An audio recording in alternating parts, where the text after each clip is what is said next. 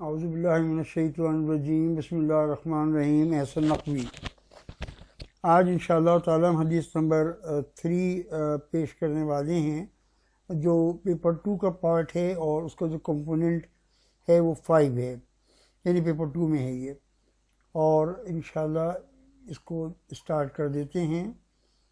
ये 3 आपसे रिक्वेस्ट हैं जो आपको अब तक याद हो चुकी हैं। प्लीज़ इसको सब्सक्राइब ज़रूर कर लीजिएगा, वीडियोस फुल देखें ताकि आपके एग्जामिनेशन को फ़ायदा हो, और पॉजिटिव कमेंट्स करके मुझे मेरी इस्ताह करें।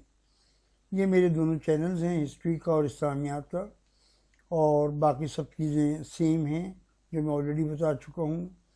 अब इसको हम देर लगाए बगैर स्टार्ट करते हैं। हदीस नंबर 3 है और ये भी कम्युनिटी लाइफ के मुताल्लिक़ है।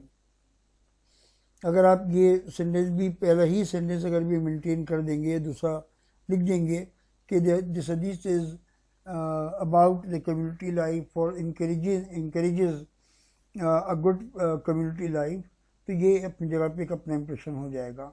ट्रांसलेशन पढ़ते हैं, समझने की कोशिश करते हैं ट्रांसलेशन को। बिस्मिल्लाहिर्रहमानिर्रहीम। Late him who believes in Allah and the last day. आप में से कोई शख्स जो अल्लाह पर ईमान रखता है और आखिरत के दिन पे अल्लाह को जवाबदारी पे ईमान रखता है, यानी वो एक बहुत अच्छा मुसलमान है। अल्लाह पे ईमान, जैसे ईमान का हक़ है, और लास्ट डे पे यानी क़यामत के दिन पे ईमान के हमें अल्लाह के पास वापस जाना है, ज़िंदा होना है, और हमें अपने तमाम आमाल का हिसाब किताब देना है। ये एक बहुत बड़ा ईमान का हिस्सा होता है। आइदर स्पीक गुड और कीप साइलेंट। तो रसूल पाक फरमाते हैं कि या तो अच्छी बात कहो या चुप रहो। And let him who beliefs in Allah and the last day. और आप में से जो अल्लाह पे, अल्लाह के आखिरत पे ईमान रखता है, be generous to his neighbour. अपने नेबर्स के मामले में जेनरस रहो, अपना दिल बड़ा रखो। And let him who believes in Allah and the last day be generous to his guest. तो आप अपने जो गेस्ट हैं उनकी इज़्ज़त करो, उनके मामले में अपने दिल को बड़ा रखो। ये तो इसका एक बेसिक ट्रांसलेशन हो गया। अब हम ए पार्ट की टीचिंग पर आते हैं। The hadith shows that belief in Allah and accountability of आखिरा are the roots of faith. ये तो जड़ें हैं। अगर आपने अल्लाह की तौहीद पे ईमान आप लेके आ गए और आखिरत के दिन पे आप ईमान लेके आ गए सच्चे दिल से, सही मानों में, तो यही आपके ईमान की जो जड़ है और बुनियाद है, वो ये 2 कॉन्सेप्ट्स हैं, एक आखिरत का और एक अल्लाह का। और ऑफ कोर्स रिसालत, अल्लाह के रसूल पे ईमान जो है वो तो है ही उसका तीसरा हिस्सा। तो ये बहुत इम्पोर्टेंट बात है कि ये हदीस जो है ये आपको ज़ोर देती है इस बात के ऊपर कि आप अल्लाह पे ईमान रखें और उस दिन पे ईमान रखें जिस दिन हमें एक एक बात का जवाब देना है। ये हदीस जो है हमें 3 गोल्डन प्रिंसिपल्स, 3 बुनियादी उसूल हमें सिखा रही है, जो एक अच्छी कम्युनिटी लाइफ गुजारने के लिए बेहतरीन उसूल हैं। उसूल नंबर इसमें पहला ये है कि आप गॉसिप के ऊपर साइलेंस को प्रेफरेंस दें। मैंने लफ्ज़ गॉसिप जानबूझ के इस्तेमाल किया है। गॉसिप मैंने इसलिए कहा है कि देखिए, आपको इस्लाम बातचीत करने से बिल्कुल मना नहीं करता। आपको बात करनी है, आप ज़रूर बात कीजिए, कोई बुराई की बात नहीं है। इस्लाम इस बात को मना करता है वो ये कि बेमकसद हर वक्त बोलते रहो, उसमें बेतुकी बातें मुँह से निकलती हैं और मामलात बिगड़ते हैं। तो पहली बात जो आप सीखते हो वो ये कि आप खामोश रहना सीखो, और बोलो तो काम की बात बोलो, अच्छी बात बोलो। क्या मतलब है इसका हम बाद में देखते हैं। The second is to help neighbours. और दूसरा उसूल ये है कि आप अपने नेबर्स का ख्याल भी रखें और उनकी मदद भी करें। और तीसरा उसूल जो है ना वो ये है कि आप अपने मेहमानों के साथ जेनरसिटी का मामला रखें, आप उनके मामले में अपना दिल बड़ा रखें। हम इसको आगे और डिस्कस करते हैं। देखिए, अगर हम अपनी चारों तरफ देखते हैं तो पता चलता है, और आप गौर करें और आप अपने जहन पर खुद से सोचें ज़रा इस बात को, तो पता चलेगा कि इस ज़बान की वजह से दुनिया में जाने कितने फसादात होते हैं, घरों में कितने फसाद होते हैं इस ज़बान की वजह से। अगर हम हर बात पे मुंह दर मुंह जवाब ना दें और हर वक्त जो है वो ज़बान ही चलती रहेगी तो गुस्से बढ़ते हैं, नाराज़गियाँ बढ़ती हैं, कितने झगड़े होते हैं। एक ज़रा सी गाली दे दी, और ज़रा सी गाली नहीं, गाली गाली होती है, और उसके पीछे हमने कितने वाक़यात पढ़े कि मारपीट तो होती है, कत्ल तक हो जाते हैं। तो भाई ये ऐसी चीज़ है ज़बान, इसके मामले में बहुत ज़्यादा आदमी को ख्याल रखना चाहिए। और अगर आप मुस्तकिल बोलते रहते हैं और आपको ये नहीं पता होता कि मेरे बोलने में का मकसद क्या है, तो उसकी वजह से आपके मुंह से वो बातें निकलती हैं जो कि नहीं निकलनी चाहिए, जो कि बुरी बातें होती हैं, और उसमें यानी आप दूसरों की बुराइयां भी करते हैं। आपके मुंह से कोई ऐसी बात निकल सकती है जो खुद आपकी नहीं एक अज़ाब बन जाए, मुसीबत बन जाए। तो इस ज़बान के मामले में आपको यूँ एहतियात भी ज़रूरी है कि हम दूसरों की फीलिंग्स को हर्ट करते हैं। बच्चों में एक बड़ी पुरानी सी चीज़ होगी वैसे तो, आप कहते हो यार फलां का बड़ा रिकॉर्ड लगाया, यार फलां की बड़ी खिंचाई की। बेटा आज जो खिंचाई कर रहे होते हो, रिकॉर्ड लगा रहे होते हो, तो आपके मुंह से वो बातें निकलती हैं जिसको वो पसंद नहीं करता। हो सकता है कि आप उसकी गुर्बत का मजाक उड़ा रहे हो सकता है कि आप उसकी किसी जिस्मानी कमज़ोरी, मसलन वो लंगड़ा के चलता है बेचारा, आप उसका मजाक उड़ा रहे हो सकता है कि आप उसके घर वालों का मजाक उड़ा रहे हो सकता है कि आप उसके वालिद में कोई कमज़ोरी है, वालदा में जो है वो कभी आई किसी पेरेंट टीचर मीटिंग में उन्हें को गुस्सा कर लिया, आपने उनके मजाक उड़ाना शुरू कर दिया। ये बातें ऐसी होती हैं जिसके ऊपर आप अपनी ज़बान को काबू में रखें। ये ज़बान बहुत ही बड़े बड़े फसाद और मसाइल पैदा कर देती है। अब उससे क्या होता है कि रिलेशन जो हैं वो बिल्कुल ब्रेक हो जाते हैं, ताल्लुकात ख़त्म हो जाते हैं, बिगड़ जाते हैं, कम से कम बिगड़ते तो ही हैं। और बड़े अफसोसनाक वाक़यात होते हैं, किसी रिश्ते का टूट जाना एक ज़रा सी ज़बान दराजी की वजह से, एक ज़रा सी बदतमीज़ी की वजह से। आपकी कोई रिश्तेदार हैं, आपकी फूफी हैं, आपकी खाला हैं, कह के चली गई कि बेटे आप लोग इस काबिल नहीं हो, आपने तो मुझे इससे हर्ट किया, मैं आइंदा आपसे नहीं मिलूँगी। देखो रिश्ता टूट गया ज़रा सी बात के ऊपर। एहतियात करनी चाहिए। तो एक मुसलमान को क्या चाहिए कि जब वो बोले तो पहले सोचे कि मैं क्या बोल रहा हूँ, मेरे बोलने के नताइज क्या हो सकते हैं, क्या मुझे ये बात कहनी चाहिए या नहीं कहनी चाहिए। और जब आप बात करें तो अच्छाई के लिए करें, आप नेकी की तौकीन करें। अगर कोई झगड़ा है उस झगड़े को निपटाएं, गुस्से में नहीं आना चाहिए। गुस्से में आकर तो आदमी की ज़बान बिल्कुल ही काबू में नहीं रहती। तो ये तमाम चीज़ें जिनका आपको ख्याल रखना चाहिए। हमारा दूसरी जो हदीस का जो मौजू है वो नेबर्स हैं। भाई नेबर्स की बात तो ये है कि रसूल पाक सल्लल्लाहु अलैहि वसल्लम के सहाबी फरमाते हैं, कहते हैं कि पड़ोसियों के हुकूक आने जो शुरू हुए तो हमें तो ये परेशानी हो गई कि कहीं हमारा पड़ोसी हमारी जायदाद में हिस्सेदार ना बना दिया जाए। इस हद तक यानी पड़ोसियों के हुकूक आते रहे। और रसूल पाक सल्लल्लाहु अलैहि वसल्लम की जाने कितनी हदीसें हैं कि पड़ोसियों का ख्याल रखो। पड़ोसियों का, आपके भाई हैं, आपके बहनें हैं, आप उनका ख्याल रखें हर एतबार से। अगर वो किसी प्रॉब्लम में हैं तो आप उस प्रॉब्लम को सॉल्व करने की कोशिश करें। ज़रूरी नहीं कि पैसे की प्रॉब्लम हो। मानिए कि उनके घर में कोई इमरजेंसी हो गई, किसी को अस्पताल जाना पड़ गया, उनके पास गाड़ी नहीं है, आपके पास तो मौजूद है, आपने कहा जी मैं लेकर चलता हूँ, अंकल की तबीयत ख़राब है मैं लेकर चल रहा हूँ आपको, तो आप अपनी गाड़ी से मदद कर दीजिए।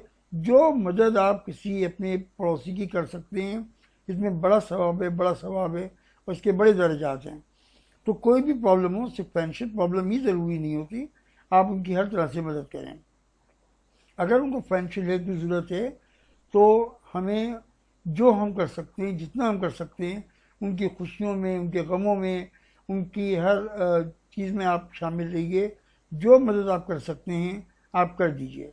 कोई बात नहीं, हम थोड़ा सा सेक्रीफाइस कर दें, अब हम अपने 2-4 दिन का पिज़्ज़ा कैंसिल कर दें, आप 2-4 दिन का कोई बारबेक्यू जो है वो कैंसिल कर दें, मगर आप अपने नेबर की मदद कर दीजिए और ये बहुत बड़ी मदद होती है। दूसरी बात ये कि आप उन्हें परेशान मत करें। आपको गाने सुनने का दिल चाह रहा है, रात के 1 बजे आपने पूरी आवाज़ से जो है अपना स्पीकर ऑन कर दिए और बगैर ये लिहाज किए कि भाई वहाँ पे 2 बुज़ुर्ग मौजूद हैं, बेचारे एक दादी दादा मौजूद हैं, उनकी नींद आपने ख़राब कर दी, आपने उनके लिए एक अजीब वो कर दिया। और जब आप दूसरों को तकलीफ़ और अजियत पहुंचाते हैं तो एक बात मैं आपको बता दूं कि वो बेचारे आपसे कुछ नहीं कहते, लड़ते भी नहीं हैं, मगर आपके लिए उनके दिल से आह निकलती है और कभी कभार बद्दुआ निकलती है। और किसी की बद्दुआ लेना, किसी की आह लेना अच्छी बात नहीं है। आप उन्हें परेशान मत करें। एक मैंने एक रिकॉर्डिंग की, इसकी गानों के बजाने की मिसाल ले ली है, मगर उसके अलावा भी जो हो सके आप अपने नेबर के आगे आपने अपना कचरा फेंक दिया, आपने कुछ और, इन बातों का बहुत ज़्यादा ख्याल रखना चाहिए और नेबर्स की बहुत ज़्यादा आपको वो ख्याल होना चाहिए। इसी तरह से मेहमान हैं, मेहमान के लिए इतना यानी जो है वो कहना चाहिए कि इतनी उनकी इज़्ज़त है इस्लाम में कि क्या अर्ज़ करें। मैं आपको ये बात ज़्यादा तफसीली हो जाती है, वीडियो का टाइम भी कम ही होता है, मगर ये कि एक वाक़या थोड़ा सुना दूँ कि एक अबू तलहा एक सहाबी थे, मदीने के रहने वाले थे। ये हज़रत तलहा नहीं, अबू तलहा एक अलग सहाबी थे। तो एक रसूल पाक के एक मेहमान आए, तो मेहमान जो थे वो उन्होंने रसूल पाक ने कहा कौन लेके जाएगा? अबू तलहा ने कहा मैं लेके जा रहा हूँ। अब घर तो ले गए, बीवी से पूछा कि भाई खाने को? उन्होंने कहा भाई खाने को इतना है कि हम लोग खा लेंगे और हमारे दोनों बच्चे खा लेंगे। तो उन्होंने कहा हाँ कोई बात नहीं, बच्चों को खाना खिला के और उनको सुला दो। और वो जब बच्चे सो गए तो इन्होंने मेहमान से कहा कि आइए खाना खाइए। खाना खाने के लिए उन्होंने बहाने से वो जो चिराग था वो बुझा दिया फूंक मार के कि वो तेल ख़त्म हो गया या कुछ हो गया बहाना करके। अब जनाब अंधेरा हो गया तो बिल्कुल हल्की सी को रोशनी होगी। अब ये एक्टिंग करते रहे कि जैसे खाना खा रहे हैं, खाने नहीं खा रहे थे क्योंकि खाने तो था ही नहीं। मेहमान को पेट भर के खाना खिलाया।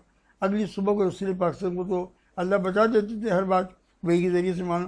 तो आप सब ने फरमाया कि अबू तलहा तुमने तो जन्नत का माली मुझे एग्जैक्ट वर्ड्स याद नहीं रहे, मगर रसूल पाक ने बड़ी उनको दुआएं दी और तारीफ़ की।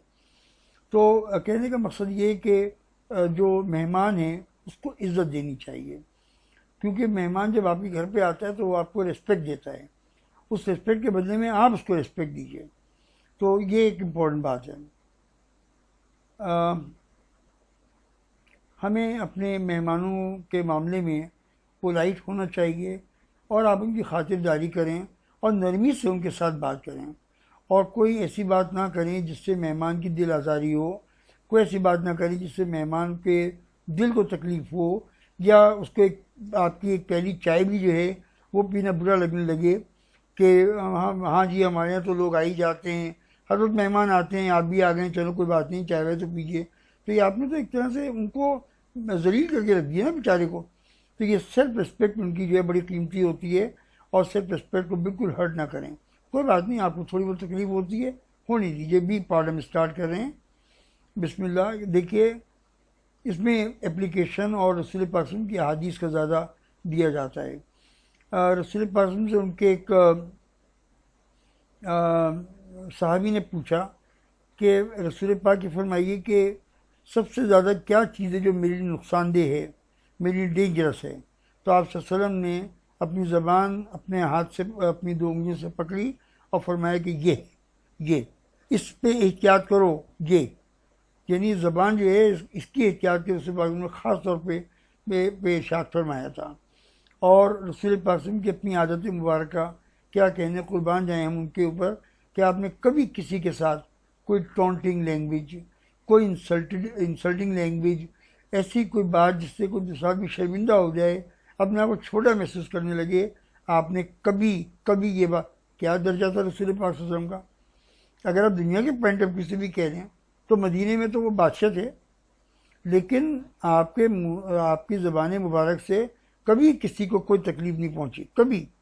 और कभी भी रसूल पाक सल्लल्लाहु अलैहि वसल्लम बोलना आपको तो ये, बल्कि आपको ये मौजज़ा था, अल्लाह ने आपको ये मिरेकल दिया था।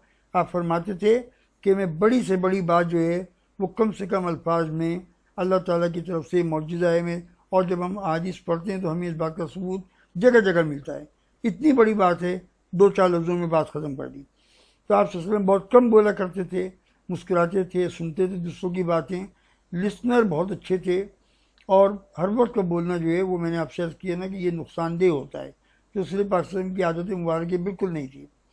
रसूल पाक सल्लल्लाहु अलैहि वसल्लम फरमाते हैं, एंड व्हेन यू से समथिंग से व्हाट इज़ जस्ट, जब बात करो इंसाफ की बात करो, इंसाफ के साथ बात करो। Even if you are talking about your brother, अगर तुम्हें अपने भाई के ख़िलाफ़ भी कोई गवाही देनी पड़ जाए, अगर तुम अपने भाई के ख़िलाफ़ भी बात करनी पड़ जाए, तो ये मत सोचो कि फ़लाँ तो गैर है, मेरा भाई तो मेरा भाई है, मैं गलत बात पर सपोर्ट कर रहा हूँ उसको। आपकी गलत बात पर सपोर्ट आपका गुनाह बन जाती है। अगर भाई की गलती है, आप बताएं कि आपकी गलती है इसके अंदर। तो ये एक और हदीस थी। इसी तरह से जब हम सूरह अल-माऊन पढ़ते हैं तो मैं उसकी पूरी तो तफसील आपको नहीं सुना सकता उसकी, लेकिन उसको जो बिल्कुल आखिरी आयत है वह यमनऊन अल-माऊन, कि वो अपने नेबर्स को छोटी छोटी चीज़ें भी देने को तैयार नहीं होते। उसको गुर्बत बहुत थी और नेबर्स जो थे वो बेचारे बहुत, आजकल तो नेबर्स का वो एहसास ही ख़त्म हो गया। आपके साथ जो मकान वाले रह रहे हैं, अपार्टमेंट वाले रह रहे हैं, वो तो खुद माशाल्लाह खुशहाल हैं, आप भी खुशहाल हैं, आपके इधर वाली भी खुशहाल हैं, पीछे आगे वाली भी खुशहाल हैं, उन्हें क्या परेशानी है। लेकिन अगर आप गांव की ज़िंदगी आज भी देखते हैं, आज भी आप गांव की ज़िंदगी देखते हैं तो आपको मालूम होता है कि उन गांव की ज़िंदगी में लोगों के पास खाने को नहीं है। बाज़ औक़ात पकाने के लिए एक पतीली उनके पास नहीं होती, बाज़ औक़ात पानी का छोटा सा केन नहीं होता। कि कितनी बातें ऐसी हैं जिनमें आप अपने नेबर की थोड़ी सी मदद कर दिए, वही यमनऊन अल-माऊन, अपने छोटी छोटी बातों को पे लोगों को कर्जा देने को, कि भाई आपके पड़ोसी ने, गरीब पड़ोसी ने थोड़ी देर के लिए आपसे कोई चीज़ मांग ली, उसके घर में माचिस नहीं है, आपने माचिस दे दी।